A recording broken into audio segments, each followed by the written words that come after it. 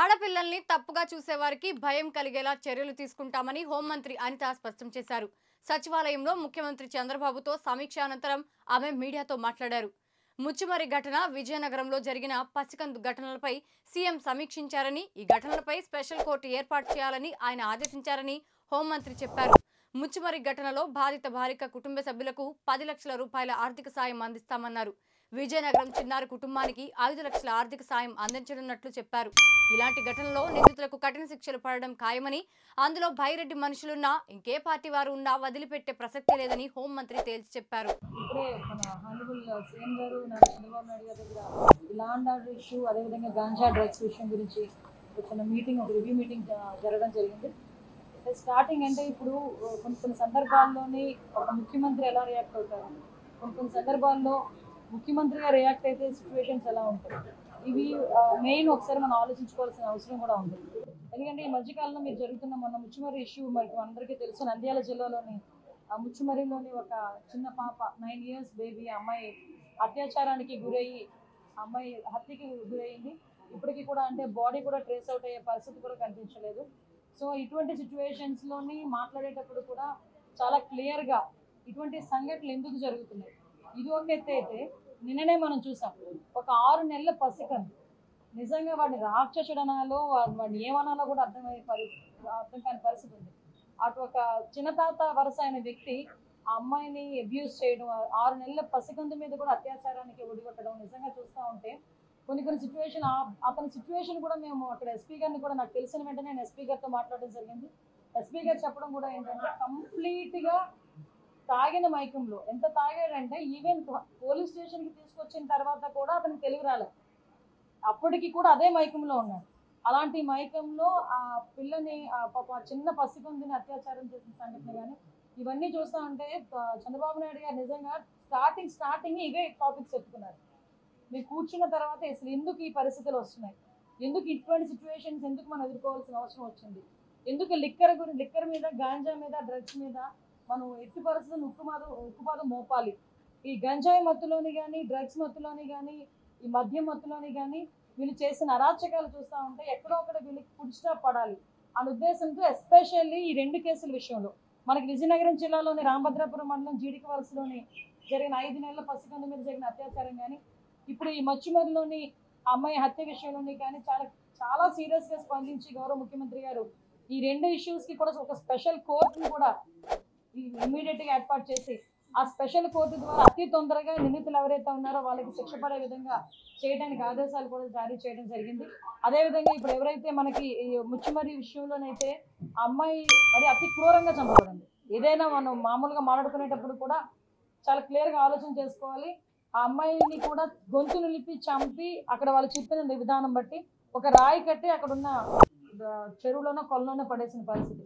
So అటువంటి సిచ్యువేషన్లో అమ్మాయి బాడీ కూడా ట్రేస్ అవుట్ అవ్వలేదు. ఎన్డీఆర్ఎఫ్ బృందాలు ఇంచుమించుగా చాలా ఎక్కువగా మేమందరం కూడా పంపించడం జరిగింది. ప్రతిరోజు కూడా కంపల్సరీగా చంద్రబాబు నాయుడు గారు దీని గురించి మానిటర్ చేస్తున్నారు. మమ్మల్ని ప్రతిరోజు అడుగుతున్నారు ఎంతవరకు వచ్చిందని, రిపోర్ట్ ఏంటని అడుగుతున్నారు.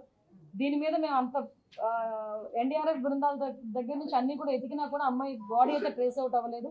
ఇప్పుడు ఆ తల్లిదండ్రులు ఎవరైతే నిందితులు ఉన్నారో నిందితులను కూడా పట్టుకుని రిమాండ్కి పంపించడం కూడా జరుగుతుంది. అరెస్ట్ చేయడం జరిగింది. ఇప్పుడు రిమాండ్ కూడా పెడుతున్నారు. అట్ ద సేమ్ టైం ఆ కుటుంబానికి చనిపోయిన బిడ్డను ఎవరు కూడా తీసుకురాలేదు. జస్ట్ వాళ్ళకి ఒక కాంపెన్సేషన్ విషయంలో ఒక 10 లక్షల రూపాయలు ఇవ్వాలని చెప్పి ఆ ముచ్చుమరి కేసులో మనకి 9 సంవత్సరాల ఆడబిడ్డకి ఏదైతే అన్యాయం జరిగిందో, అమ్మాయి హత్యగా వెంచబడిందో ఆ కుటుంబానికి 10 లక్షల రూపాయలు. అదేవిధంగా ఇప్పుడు అత్యాచారానికి గురైన బాలిక ఉంది, బాలిక ఇన్ ద సెన్స్ పసికందు, ఆ పసికందుకి కూడా ఒక 5 లక్షల రూపాయలు ఫిక్స్డ్ డిపాజిట్ చేసి రేపు పొద్దున్న అమ్మాయికి ఉపయోగపడేటట్టుగా ఫిక్స్డ్ డిపాజిట్ చేయమని కూడా ఇప్పుడే సీఎం గారు ఆదేశాలు ఇచ్చారు. ఈ విషయంలో ఎలాంటి వాళ్ళైనా కూడా పగడ్బందీగా ఎట్టి పరిస్థితులను వదిలే ప్రసక్తి లేదు అని చెప్పి చాలా క్లియర్గా చెప్పడం జరిగింది. అట్ ద సేమ్ టైం ఈరోజు ఏదైతే గాంజా విపరీతంగా పెరిగిపోయి, డ్రగ్స్ విపరీతంగా యూసెస్ పెరిగిపోయి, నకిలీ మద్యం తాగి వాటికి అలవాటు పడిపోయి వాటి నుంచి బయటికి రాని సిచ్యువేషన్స్లో ఉన్న వాళ్ళని కూడా ఏ విధంగా బయటకు తీసుకురావాలి, ఏ విధంగా రీఅడిక్షన్ సెంటర్స్ ఏర్పాటు చేయాలి, వీటన్నిటి మీద కూడా రివ్యూ జరుగుతుంది. డెఫినెట్గా రాబోయే కాలంలో ఆడపిల్ల మీద ఒకటి మాత్రం చాలా క్లియర్ అండి, ఆడపిల్ల మీద తప్పుడుగా చూడాలనుకున్నా కూడా భయం కలగాలి. తప్పుడుగా వాళ్ళ మీద ప్రవర్తించిన రోజే అదే ఆఖరి రోజు అవ్వాలి వాడికి అన్న విధంగా చట్టాలని కూడా మేము క్లియర్ కట్గా చట్టాలని కూడా మేము చేసుకుంటామండి. డెఫినెట్గా రాబోయే కాలంలోని ఆడపిల్లల మీద ఎటువంటి అఘాయిత్యాలు జరగకుండా చూసుకునే బాధ్యత కూడా తీసుకుంటాం. ఏదైతే ఈ 2 విషయాలన్నీ కూడా నేనే స్వయంగా వెళ్ళి వాళ్ళకి ఆర్థిక సహాయం అందించేటట్టుగా నేను ఏర్పాటు చేస్తాను. అవునండి, అది చేస్తామండి. అది కూడా ఇంకా అనౌన్స్ చేయలేదు, అనౌన్స్ చేస్తామండి. 9 రోజులండి. నిజంగా మీరు ఆ విషయంలోని మనం ఏది దాటేయాల్సిన అవసరం లేదు.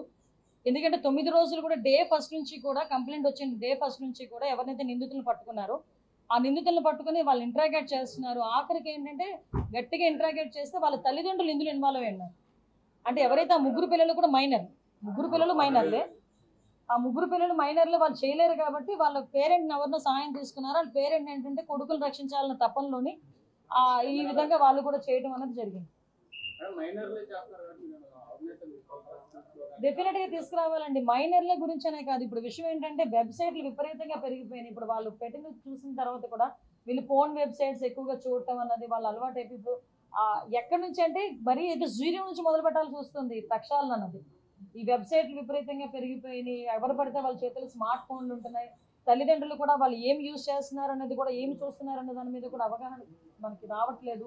ఏంటో ఇప్పుడు అంటే కొన్ని రాజకీయంగా విమర్శలు అవసరం లేదు కానీ ఇటువంటి సిచ్యువేషన్స్లో బట్ నేను ఏమంటానంటే ప్రతి తల్లిదండ్రులు కూడా దయచేసి మీ బిడ్డలకి ఫోన్లు ఇచ్చేటప్పుడు, ట్యాబ్లు ఇచ్చేటప్పుడు, ల్యాప్టాప్లు ఇచ్చేటప్పుడు ఒక కంట కనిపెట్టాలి. ఎందుకంటే వాళ్ళందరూ చిన్నపిల్లలు, వాళ్ళకి తెలియక చాలా వ్యవహారాల్లో వాళ్ళు తలదూరుస్తుంటారు.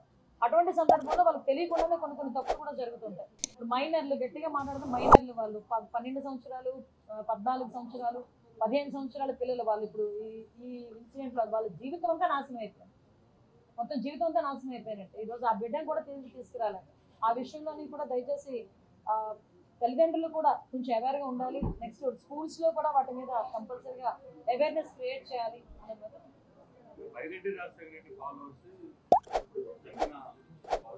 ఎవడైనా అనవసరం అండి. నేను ఏమంటానంటే ఎవడైనా అనవసరం, తప్పే. క్రిమినల్కి పార్టీ ఉండదు, క్రిమినల్కి క్యాస్ట్ ఉండదు. దయచేసి అది కూడా గుర్తుపెట్టుకోవాలి. క్రిమినల్ అన్నవాడికి పార్టీ ఏంటి, క్రిమినల్ అన్నవాడికి క్యాస్ట్ ఏంటి? క్రిమినల్ ఇస్ క్రిమినల్ అంతే. క్రిమినల్కి శిక్ష పడాలి, ఆ శిక్ష పడేటట్టుగా చేసుకోవాలి అంతే. అంతకుమించి ఇందులో బైరెడ్డి వాళ్ళు ఉన్నారు, ఆరెడ్డి వాళ్ళు ఉన్నారు అని మనకు అనవసరం. తప్పు చేశాడు, శిక్ష పడాలి అంతే. ఆ శిక్ష కూడా ఎప్పుడో పడవడం కాదు, ఇమీడియట్గా పడాలి. ఆ శిక్ష కూడా యాజ్ ఎర్లీ యాజ్ పాసిబుల్ పడాలి. ఆ శిక్షను చూసైనా మత్తులో ఉన్నవాడికి కూడా అరే నేను ఈ తప్పు చేస్తే నాకు ఈ శిక్ష పడుతుంది అన్న ఆలోచన రావాలి. అలాంటి శిక్షలు పడాలి, అది మేము కోరుకునేది.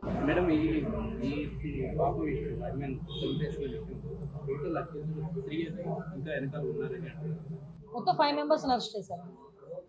వాళ్ళ ఫాదర్ను ప్రస్తుతానికి వాళ్ళని అరెస్ట్ చేశారు. ఇంకా ఎంక్వైరీ కూడా జరుగుతుంది, ఇంకెవరైనా ఇందులో ఇన్వాల్వ్ అయినారేమో. ప్రస్తుతానికి అయితే ఇప్పుడు 5గురిని అరెస్ట్ చేశారు, 5గురిని కూడా రిమాండ్ చేస్తారు.